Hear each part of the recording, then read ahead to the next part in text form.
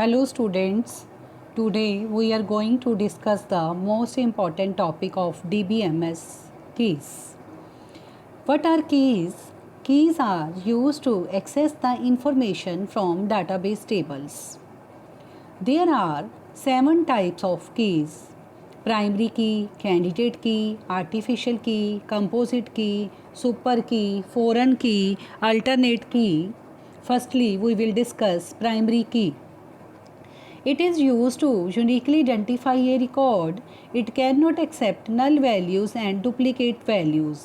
For example, in a student table, roll number is a primary key. Next key is candidate key. It is also used to uniquely identify a record. It cannot accept duplicate values and null values.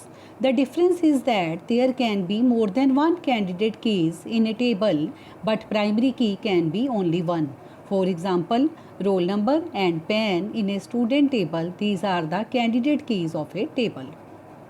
Next key is alternate key. When there is more than one candidate keys in a table, one key is chosen as primary key and remaining is called alternate key.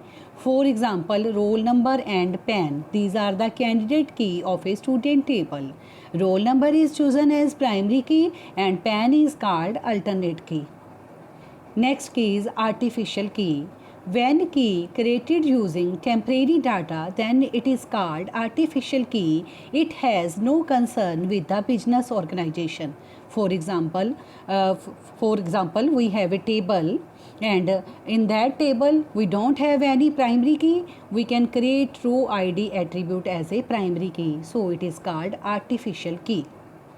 Next key is composite key. When primary key is made up of 2 or more attributes, then it is called composite key. For example, item number, item name. Combination of these attributes is called composite key. Next key is super key. When we add known key attributes with primary key attributes, then it is called super key. For example, employee number and employee name. Combination of these key is called super key.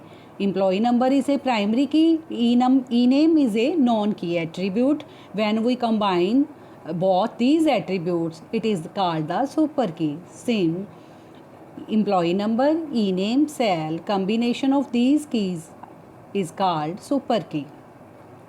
Next key is foreign key. When we use one table's primary key in another table, then it is called foreign key, but condition is that primary key values and foreign key values should be matched.